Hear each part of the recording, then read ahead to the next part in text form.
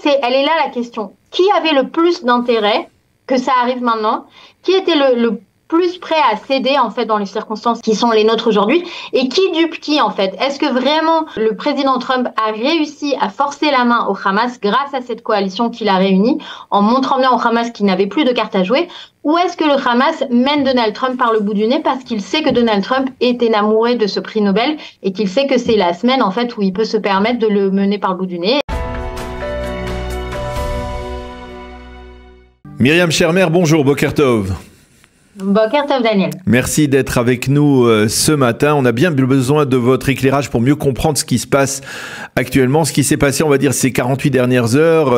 Les choses se sont emballées. On attendait la réponse du Hamas. La réponse du Hamas, on va dire que c'est, dans le meilleur des cas, un oui conditionné, avec plusieurs remarques, rectifications. On ne connaît pas encore l'ampleur de ces rectifications. Mais sur un point, on a le sentiment qu'on peut progresser, c'est la libération des otages. Est-ce que c'est une illusion d'optique ou c'est quelque chose de réel à votre avis? Moi, Daniel, j'ai l'impression qu'on ne sait pas encore tout, nous autres publics israéliens, parce que je trouve qu'il y a un fossé entre l'optimisme de Benjamin Netanyahou qu'on étalé au grand jour hier pendant la conférence de presse. C'est quand même plutôt rare, Daniel, que Netanyahou soit plus optimiste que la majorité des Israéliens. Il a présenté la libération des otages comme quelque chose de l'ordre quasiment du fait accompli, ou en tout cas de totalement imminent. Il a dit qu'on pourrait annoncer leur libération pendant Soukot. Donc en fait, on y est, puisque la fête commence demain. Et cette nuit, on entend le président Trump qui nous dit, suite à une négociation, alors quelle négociation, on ne sait pas, puisque normalement les pourparlers officiels doivent commencer demain au Caire. Suite à une négociation, Israël a accepté de se retirer sur la ligne jaune, donc il s'agit déjà d'un retrait de 10% du contrôle. Et une fois que le Hamas aura validé, la libération des otages pourra être commencée sous les 72 heures. Mais là encore, si vous voulez, Daniel, en fait, on a par deux fois, Israël accepte de céder. Une première fois en acceptant de cesser, ou en tout cas de mettre en pause l'offensive dans la bande de Gaza, et une deuxième fois en se reculant déjà à la première ligne, la fameuse ligne jaune. Et pour l'instant, le Hamas ne s'est engagé à rien. Enfin, ou en tout cas, voilà, si le Hamas valide. Donc en fait, on ne sait pas. Alors, on ne sait pas, mais on sent qu'il se passe quelque chose de nouveau. Et ce qui se passe, on va dire cette nouveauté, on l'a déjà senti la semaine dernière lors de la conférence de presse commune entre Benjamin Netanyahou et le président américain Donald Trump. Et moi, je voudrais peut-être essayer de faire un petit zoom out, essayer de comprendre qu'est-ce qui a changé au cours des dernières semaines. Qu'est-ce qui a permis, on va dire, que le plan Trump puisse être validé bien entendu par Israël, validé aussi par l'ensemble des pays arabes ou l'ensemble de la communauté internationale, et puis validé avec beaucoup de réticence de la part du Hamas. Qu'est-ce qui s'est produit? Comment expliquer ce que Benjamin Netanyahou a traduit dans ces termes, un changement qui a fait passer l'isolement d'Israël du côté du Hamas? Oui, alors ça, très clairement, ce que le président Trump a réussi, c'est de réunir une coalition arabo-musulmane autour de lui, d'accord, ce qui est inédit, avec non seulement les pays du Golfe, qui sont depuis plusieurs années maintenant travaillent de concert avec la Maison-Blanche, mais également des acteurs plus étonnants comme la Turquie, le Pakistan, etc. Donc une vraie coalition du monde arabo-musulman soutenant le plan Trump. Et effectivement, on a beaucoup entendu parler de la pression qu'exercerait Doha, le Caire, éventuellement Ankara sur le Hamas pour accepter le plan Trump. Maintenant, toute la question, encore une fois, c'est est-ce qu'on est dans un jeu d'apparence, d'accord, dans un jeu de bluff où finalement le Hamas, comprenant que le vent a tourné, que effectivement c'est plus la situation d'il y a 15 jours où Emmanuel Macron entraînait derrière lui l'Angleterre, l'Australie, le Canada, le Portugal et j'en passe pour déclarer la reconnaissance d'un État palestinien de façon totalement unilatérale et sans rien réclamer en échange. Donc on est dans une situation différente où la pression est mise sur le Hamas. Mais encore une fois, je le répète, Daniel, et pourtant vous me connaissez, je suis plutôt de nature optimiste, mais là, je ne comprends pas, puisque le Hamas, tout ce qu'on a eu comme réponse vendredi soir, dans la nuit de vendredi soir, c'est que le Hamas acceptait. Alors, on a coutume de dire que c'était oui, mais là, c'était plutôt non, mais, parce qu'on a quand même énormément de refus de la part du Hamas. Non à Tony Blair pour diriger Gaza dans le jour d'après. Non à une gouvernance d'ordre international pour diriger Gaza dans le jour d'après, c'est-à-dire qu'ils exigent un gouvernement de technocrates palestiniens locaux, c'est-à-dire que ça peut tout à fait être un gouvernement de marionnettes dont le Hamas tirerait les ficelles. Non à un retrait progressif et négocié indépendamment de Tsahal. Donc en fait, il dit non quasiment à tout, sauf à la fameuse libération d'otages. Eh bien oui, mais on est d'accord que finalement, ce que tous les Israéliens recherchent depuis 2 ans, c'est la libération des otages avant tout. Parce que même les familles d'otages le disent encore aujourd'hui, ce matin, hier soir, libérons les otages et après on verra. Et après, on pourra avancer à vue, comme ça, voir si l'accord nous convient, si le Hamas se désarme, si la bande de Gaza est démilitarisée, s'il y a une force internationale qui rentre. Tout ça, c'est dans une phase, on va dire, beaucoup plus prolongée, de plusieurs semaines, plusieurs mois, voire. Donc, pourquoi finalement ne pas dire, OK, on voulait un accord global, c'était la volonté en tout cas de Netanyahou et c'était la volonté même des familles ces derniers mois. L'accord global, il est là et il semble trop beau pour être vrai même, il faut l'avouer. C'est-à-dire c'est trop beau pour être vrai que de voir que le Hamas est prêt à lâcher tous les otages, à retrouver d'abord tous les otages, à les libérer. Mais donnons peut-être une chance à cette démarche. Ah bah de toute façon, on la donne. Hein. Il est évident que la majorité des Israéliens sont totalement en faveur, effectivement, de d'abord libérer les otages et ensuite on verra. Et ce qui est surprenant, Daniel, c'est que même le sionisme religieux a un petit peu dit ça hier. Oui, hein, oui. C'est pour ça que j'ai tendance à penser que Benjamin Netanyahou leur a dévoilé des éléments de l'accord que nous ne connaissons pas encore. D'accord? Parce que je ne vois pas d'autre explication. Si vous voulez, hier, on a bien compris hein, que toute l'initiative du Hamas, Trump, etc., tout ça s'est passé dans la nuit de vendredi à samedi. Pourquoi? Pour notamment empêcher les réactions les plus cinglantes de la droite nationaliste en Israël. D'accord? C'est chose faite. Donc pendant toute la journée de samedi hier, ceux d'entre nous qui étaient connectés à leur téléphone, et j'imagine que vous aussi, vous avez vos moyens de savoir, Daniel, ce qui se passe quand vous êtes déconnecté. À la synagogue en général. Ben voilà, il y a bien quelqu'un qui vous dit, bon, très bien. Alors, on se disait très bien que quelqu'un était arrivé à la synagogue de Bezalel Smotrich et à la synagogue d'Itamar Ben-Gvir pour leur raconter ce qui s'est passé. Et ensuite, donc on attendait tous 18h56 sortie de Shabbat à Jérusalem pour savoir, OK, quel va être le communiqué. Moi, je m'attendais à un communiqué cinglant. Or, d'une part, on a eu l'habileté politique légendaire de Benjamin Netanyahou qui les a cueillis à la sortie de la synagogue en les emmenant directement chez lui avant qu'il ne sorte des communiqués. Donc ça, c'est l'habileté politique. Et d'autre part, ensuite, les communiqués qu'on a eus étaient très modérés. Auric Truc a carrément dit que d'abord sortons les otages, ensuite on verra. Et Smotrich et Itamar Ben-Gvir ont tous les deux dit un peu ce que vous avez dit, Daniel, c'est-à-dire on verra par la suite quelles sont les conditions, etc. Maintenant, je suis d'accord avec vous. Est-ce que vous êtes d'accord avec moi, Myriam, sur le fait que on se retrouve dans une situation presque paradoxale, contradictoire, c'est-à-dire que ceux qui au début réclamaient l'éradication du Hamas jusqu'au bout, etc., la conquête de la ville de Gaza, aujourd'hui disent les otages d'abord, et ceux qui depuis 2 ans réclament la libération des otages, les manifestants, Kaplan, etc., eh bien aujourd'hui voient les petites notes, les petites clauses problématiques et mettent de côté quasiment la clause des otages. Alors je ne sais pas qui c'est ceux. On a ce sentiment. C'est-à-dire que pour critiquer Netanyahou, on montre le fait qu'il cède, qu'il est l'instrument, la marionnette de Donald Trump, il s'est excusé auprès du Qatar, qu'il est en train de céder sur tous les points, il reçoit des ordres de Donald Trump, et personne, on n'a pas le sentiment que ceux qui ont combattu pendant 2 ans pour la libération des otages, qui ont manifesté devant Netanyahou, aujourd'hui voient qu'il y a quelque chose de particulier dans le fait qu'il y a la libération des otages comme première clause de cet accord.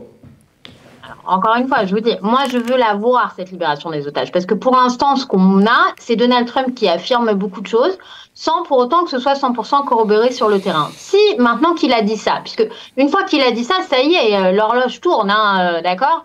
Et donc, on a 72 heures, ça nous met maximum dans 3 jours jusqu'à mercredi. Si d'ici mercredi, effectivement, la libération des otages est lancée, alors évidemment, ce sera la grande joie dans tout le peuple d'Israël et on sera tous ravis de cet accord qu'a réussi à obtenir le président, quelle que soit la façon dont il y soit parvenu. D'accord? Ça, c'est une évidence. Encore une fois, ça reste à voir, puisque pour l'instant, on a vu un Hamas répondre beaucoup de choses, de formules ni faites ni à faire. Donc, il faut qu'on voit que ça arrive vraiment. Maintenant, au-delà de ça, on peut discuter, si vous voulez, de que comprend cet accord-là. Effectivement, mais ça, après, c'est de la politique politicienne et c'est les réflexes pavloviens des uns et des autres. Je pense qu'on aura le temps de discuter du contenu de cet accord et de ces 21 clauses. Mais moi, par exemple, justement, j'aimerais votre appréciation. Vous avez le sentiment que Netanyahou est la marionnette de Donald Trump ou qu'ils sont extrêmement bien coordonnés?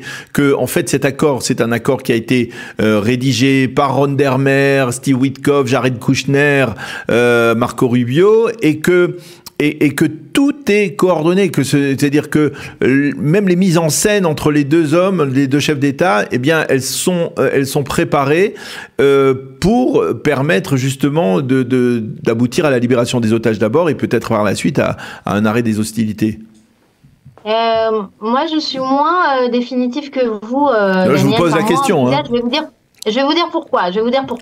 D'un côté, vous avez entièrement raison, et on a vu ce niveau-là de coordination absolument extraordinaire autour de l'attaque en Iran notamment, d'accord? Et donc on a vu que les deux administrations, Jérusalem et Washington, étaient tout à fait capables de mettre en place des pièces de théâtre extrêmement bien jouées. Donc c'est une évidence.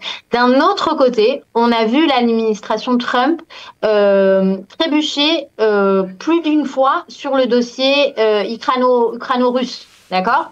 Tenter de forcer la main d'abord aux Ukrainiens, puis maintenant aux Russes, finalement être dans l'impasse sur ce dossier-là. Donc ce que j'essaie de vous dire, c'est que moi, je veux pas tomber dans le piège qui consiste à penser Donald Trump est un magicien, tout est orchestré, etc. Je veux pas tomber dans ce piège-là parce que ce serait un peu bizarre, si vous voulez, que dans le reste du monde, le président ne parvienne pas toujours à ses fins et que chez nous, tout soit toujours parfait, brillamment exécuté, etc. Ça, c'est une chose. Je demande de la prudence. D'accord? Je demande de la prudence.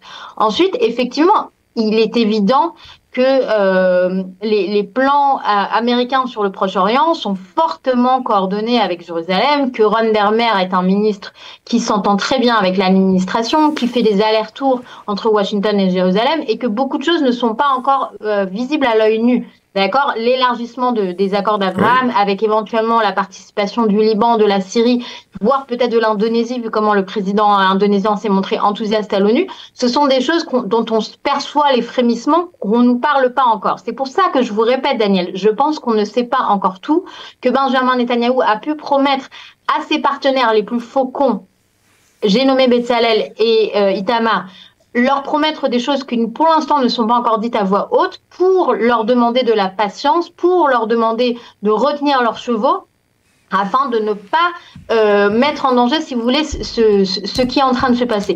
Alors, mais encore une fois, il ne faut pas sous-estimer le fait que le Hamas est un acteur lui aussi très intelligent et lui aussi très bien rodé dans ce type d'exercice médiatique. Alors, une autre question qui se rapporte justement à ces développements et à ce plan Trump, parce que parmi les paramètres qui ont pu faire changer la donne,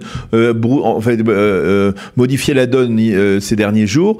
Est-ce que vous pensez que, comme le dit la droite israélienne, ce sont les pressions militaires autour de la ville de Gaza qui ont permis qui ont mis le Hamas au pied du mur, ou même l'opération israélienne manquée à Doha qui a alerté, on va dire, la direction du Hamas et qui a prouvé qu'elle n'était pas, elle ne bénéficiait pas d'une immunité particulière?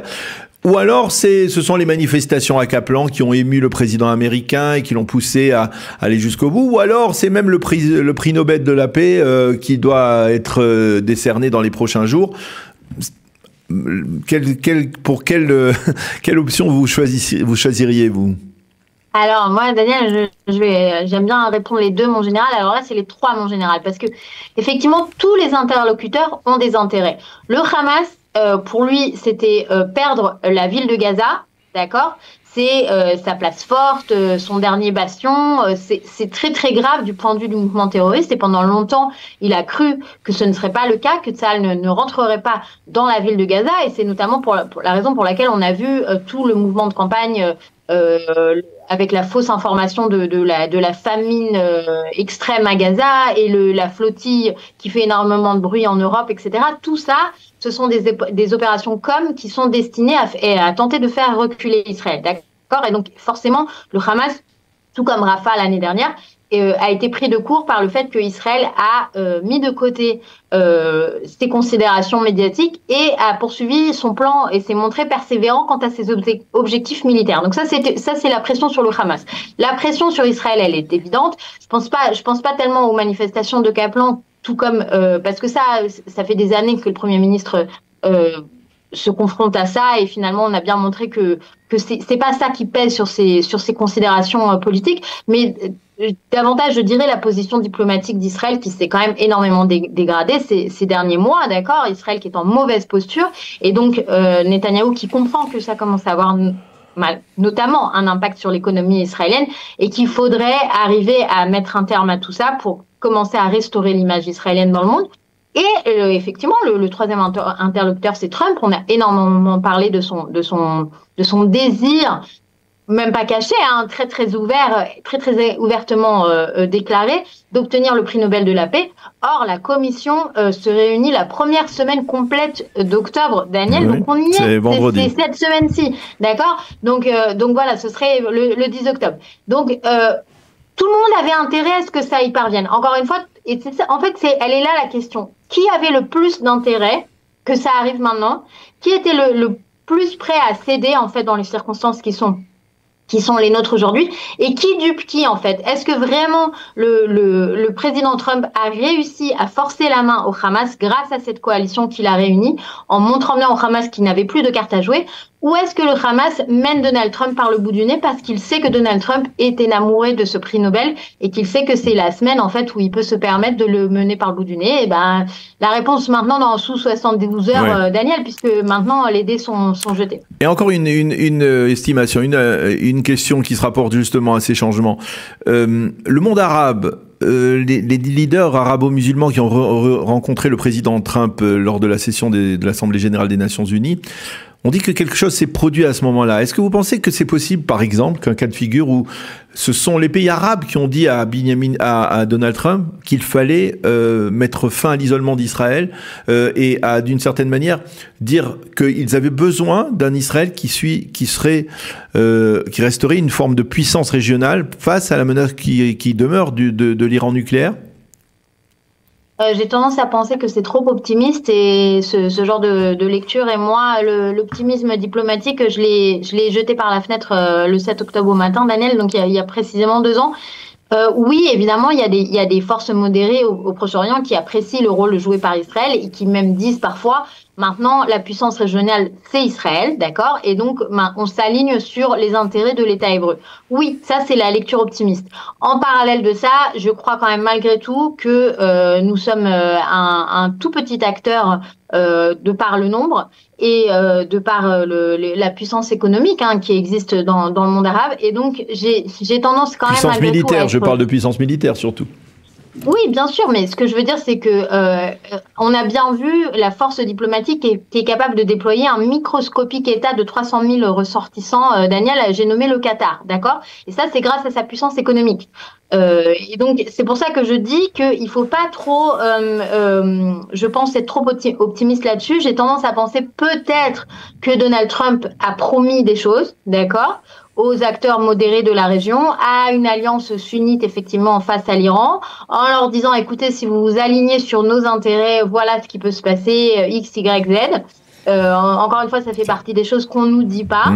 Les intérêts économiques d'une fameuse alliance d'un Abraham élargi, mais vraiment, je recommande la prudence et la modestie parce que j'aurais vraiment trop peur de nous dire 2 ans après le 7 octobre, ça y est, plus personne ne peut nous résister, etc. C'est le type de phrase qui me fait très peur, Daniel. Et on est d'accord là-dessus, on va adopter cette prudence et cette humilité, c'est nécessaire, c'est indispensable. C'est vrai que, à plus forte raison, à l'approche de cette date anniversaire terrible du 7 octobre. Merci beaucoup, Myriam, d'avoir été avec nous ce matin, de nous avoir aidé à mieux décrypter, on va dire, cette situation complexe. Bonne journée, bonne continuation, bonne fête de Sukkot également, et qu'on espère, bien entendu, cette fin de cette semaine sera sera déterminante et permettra de voir le retour des otages à la maison en Israël. Merci beaucoup d'avoir été avec nous ce matin. Merci Daniel, bonne fête.